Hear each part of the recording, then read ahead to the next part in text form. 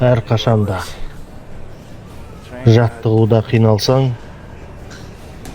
жекпе-жекте оңай болады. Паулотай, сен өліксің. Ұмытпа, менімен бірге клеткаға кіргеннен кейін әдемілеп ұйықтатамын да пакетіңді қолыңа ұстатып жіберемін.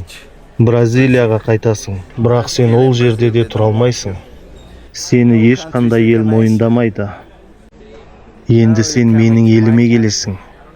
Мұсылман бауырлар сені жақсылап қарсы алады.